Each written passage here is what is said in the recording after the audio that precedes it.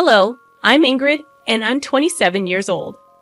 I was orphaned at a very young age because both my parents passed away in a car crash. They didn't have any family to look after me, so I was put into an orphanage. I was there for about 3 years before my parents adopted me.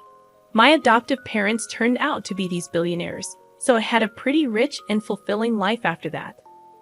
They didn't want to make my adoption a big deal, so they kept it hushed up. They wanted to do good without it having been broadcast everywhere. When I turned into an adult and had my own place, the two of them decided that they wanted to expand their business further and took to touring Europe in search of opportunities. It was around this time that I met Patrick, my now ex-husband. We met in college and instantly liked each other. After a couple of conversations, Patrick, a very happy-go-lucky, caring man, made me like him a whole lot more. Our dates led to us becoming an official couple. We had the perfect relationship, although there was one problem. It was no secret that Patrick's family did not like me. The first time I met them, Patrick and I had just graduated college. He waited to introduce me to his parents until we were both well settled in our lives. By that, I mean that we were both working good jobs. Patrick had warned me that his parents tended to be a little judgmental when it came to their children's significant others, and he wanted me to make the best impression I could. I didn't mind, but meeting the parents was nerve-wracking for me.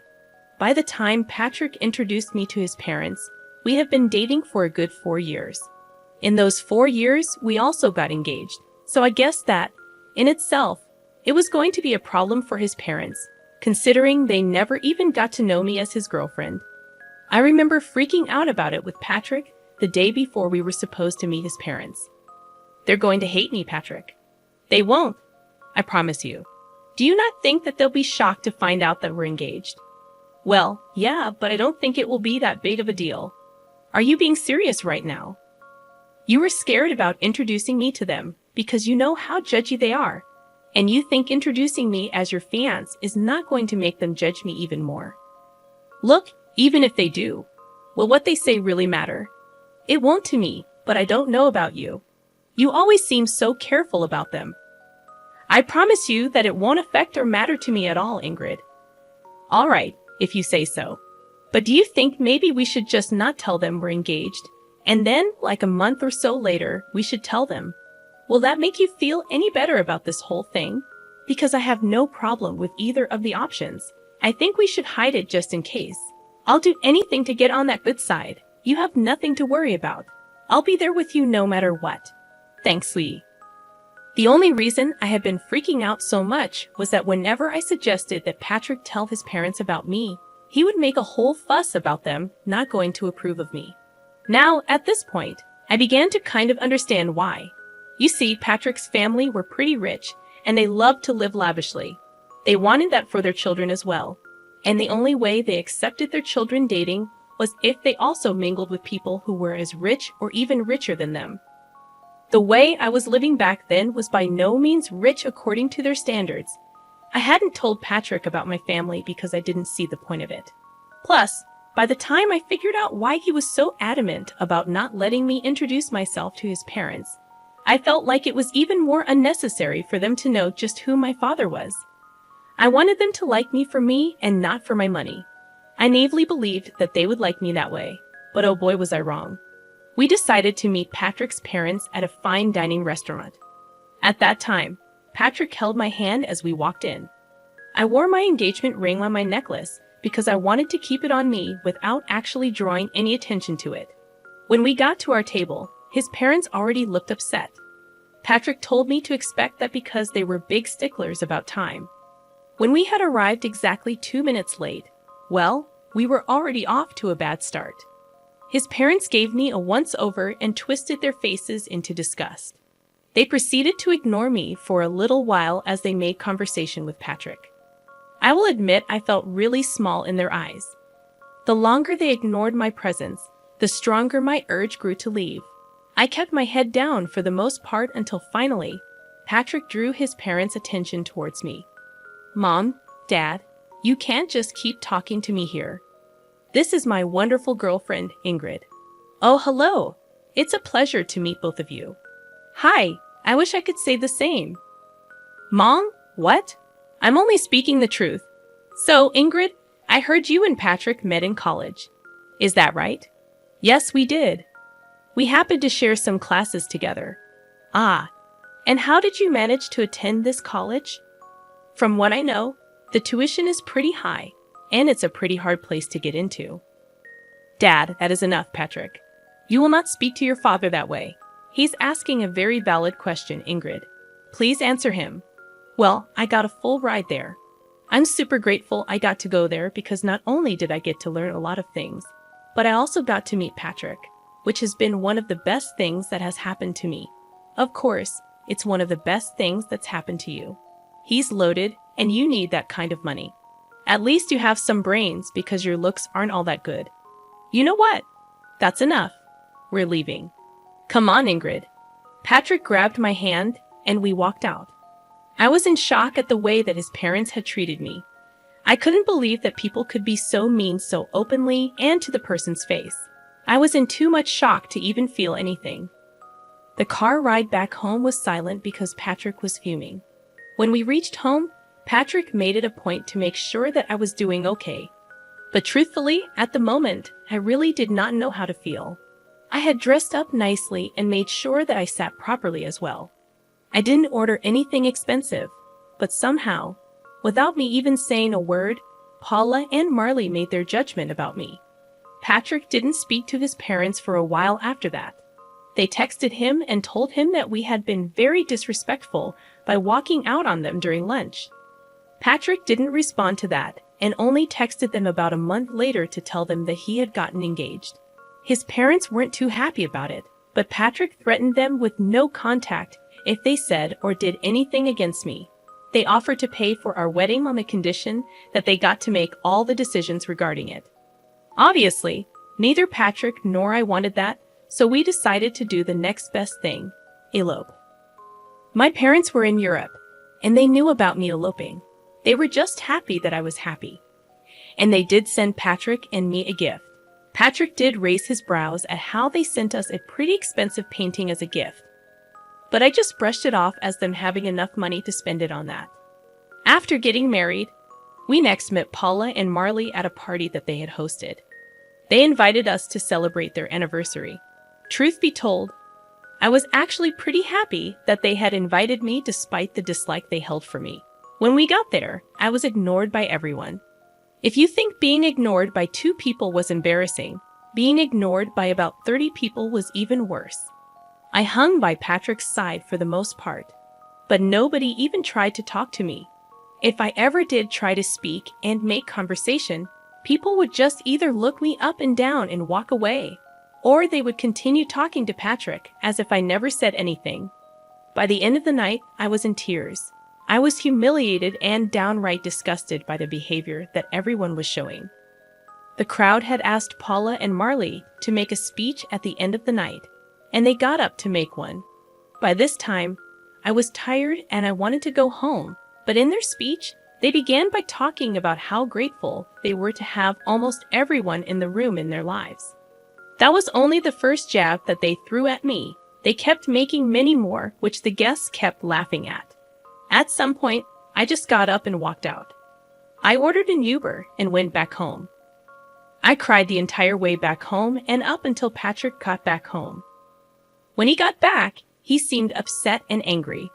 Why did you walk out like that? Do you know how embarrassing that was for me? What? What are you talking about? Don't play dumb with me right now, Ingrid. I had to endure my parents yelling at me and a lot of the guests pitying me for being with you. Are you serious? What about how embarrassing it was for me? Oh, come on, Ingrid. You could deal with it for one night. It was my parents' anniversary, for God's sake. I was ignored by everyone, and your parents chose to make even more fun of me in their toast. How do you possibly expect me to be okay with something like that? I'm not saying what they did was right, but you could have just lived through it. I would have spoken to them about it after. What would that have done for me? I don't like being put in positions where I'm only being humiliated. Everyone was laughing at me. You've never been in that position before, so it's easy for you to talk about this like it's no big deal. My parents expect an apology from you. I want one too. I'm afraid that I won't be doing that. I'll only do that if they give me one too.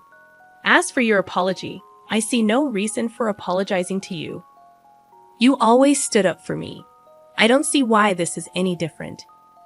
This is very different because, unlike before, you humiliated my family in front of all our guests, and your parents humiliated me, your wife, in front of all their guests. Maybe my parents were right about you. You're impossible. With that, Patrick went to sleep in the guest bedroom.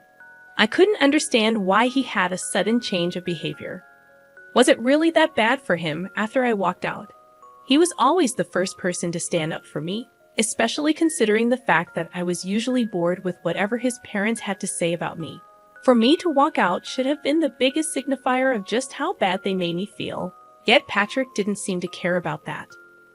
Patrick didn't talk to me for the next week. I also got a lot of texts from his parents, calling me ungrateful and an embarrassment. I tried to talk to Patrick, but he refused to. Eventually, I decided to give in and apologize to both him and his parents. Even that felt humiliating, but I was willing to go through it because I loved Patrick. And I didn't want this to be the hill I died on. Things after that only got worse for me. Patrick's parents retired and spent a lot of their time hosting family dinners. They hosted it once a week, and Patrick was always invited. The first time they hosted it, Patrick brought me along with him to their house. As soon as I stepped in, the atmosphere in the room got awkward. Paula was busy getting ready, so she didn't see me immediately, but Marley and the rest of Patrick's siblings awkwardly glanced at me. They didn't talk to me, and Patrick left me to stand by myself while he caught up with the rest of his family. When Paula came downstairs, she saw me and practically flew over to me in rage. "What are you doing here? Excuse me? No, I will not excuse you. What are you doing in my house right now?" "Well, you invited us for dinner." "Wrong. I invited Patrick because it's a family dinner. I'm Patrick's wife, so I'm a part of this family, am I not?" "Absolutely not. An orphan like you deserves no space in this family." "What? You thought you could hide the detail from us? We do background checks on our children's spouses, and you are not in my son's league whatsoever. I will never accept you here." "Why not? That can't be the only thing that determines whether I get to be a part of your family. You're ugly and poor. You'd never fit into our elite circles. I never want to see you again." "Why are you being so superficial? Are you scared that I'll damage your reputation just by existing? Does the fact that I bring your son happiness not satisfy you? If happiness brought in money, a lot of people would be billionaires. This is exactly why you'd never fit in with us. Or maybe I'll just never be as superficial as the rest of you because I value who a person actually is. You never even took the chance to get to know me before casting your judgments on me." "I'm glad I don't fit in with you, Ingrid. That's enough. Here's some money. Get yourself an Uber and leave." I stared at Patrick in shock as he held out the money. He shoved the money in my hands and turned back around towards his mother. She smirked at me. I felt tears spring into my eyes as I turned back around and walked out. I was once again crying in the Uber. I didn't understand why Patrick had changed so drastically. Was this his way of making up to his parents after the party? Whatever it was, I was hurt and angry at him. He was okay with his parents using my past as an insult and defending them instead of me, like he usually did. I wanted to yell and scream, but I knew that would only project a worse image of me and prove them right, which is why I walked away. I tried to think if anything I said was out of line, but I really did not see anything wrong. I was merely standing up for myself, calmly might I add. After Patrick came back home, he went back to not talking to me. My heart was breaking, and I felt so alone. I knew that he expected another apology, but I couldn't bring myself to do it like the last time. Paula had blatantly insulted me in the worst way, and Patrick was angry at me for it. If anything, I expected an apology from him. For the next 2 weeks, Patrick and I didn't speak to each other. It was hard at first, but I got used to it.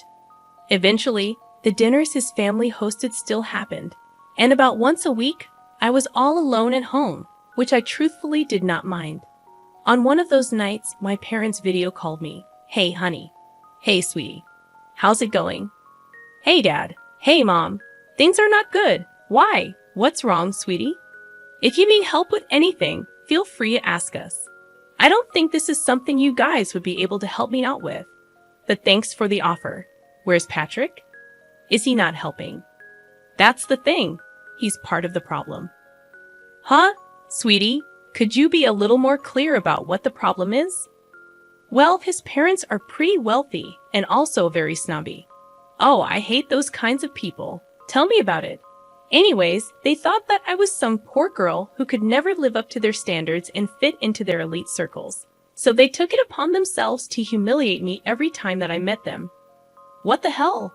Oh yeah, and the last time I went over, Patrick's mom decided calling me an orphan was a good insult. Oh, that woman. I'm going to claw her face off. How dare she call my precious child an orphan? Do they not know about us? And what the hell has Patrick been doing in all this? I didn't tell them about you guys because I knew that their opinion of me would change if they knew. And I wanted them to like me for who I was and not for my wealth. As for Patrick, he's siding with them. He thinks that I was disrespectful when I stood up for myself. Honey, are you sure this is the man you want to be with? I love him a lot, but this is not how I want it to be. We haven't been speaking to each other for the last 2 weeks, and I'm surprisingly okay with that. All right, sweetie. I'll get you in touch with one of my friends over there. As for your worry about us not being able to help you out, I think we might actually be able to help you get a little sweet revenge. Huh? What do you mean? Your dad and I are coming there next week. We wanted to take you and Patrick on a vacation, but now we can just take you. More things for us to do together, I guess. Really? Oh my God, I'm so excited to finally get to see the two of you in person. Again, that was a real pick-me-up. Finally, I felt happy after so long. The three of us continued to talk for a little while after that. Dad elaborated on his plan to help me. After a little while, he asked me where these dinners of theirs were being held. And as far as I knew, they took turns hosting in their house and at restaurants. Conveniently, the week that my parents were coming, the dinner was going to happen in a restaurant. I needed to get information on where exactly this dinner was going to be held, so I could provide my parents with the location. Thankfully, I had Patrick's email logged into my phone. And if there was one thing I knew about Paula and Marley, it was that they loved to email everyone everything. It wasn't that hard to get the location, and I gave it to my parents. At the same time, my mom's lawyer friend contacted me, and we got started on the process of filing for divorce. My parents landed in the States and decided to check into their hotel, where I met them. We had lunch together, and then the two of them sent me on my way for a spa day that they entirely paid for because they thought I deserved it while they got ready to get revenge on my in-laws. My parents walked into the restaurant that Patrick and his family were at. According to Dad, when they approached the table, Marley and Paula began to murmur among themselves as they recognized just who he was. Mom told me that this was how the conversation went. Hello? Oh my gosh, Mr. Burns. What brings you here? Oh wow, I just happened to see some familiar faces, and I figured that I could drop in and probably dine with you. Familiar faces? Who are you speaking about, Mr. Burns? Well, I see Patrick. Me? Well, hello. A pleasure to meet you. You, my daughter, has spoken a lot about you. But speaking of my daughter, where is she? Your daughter?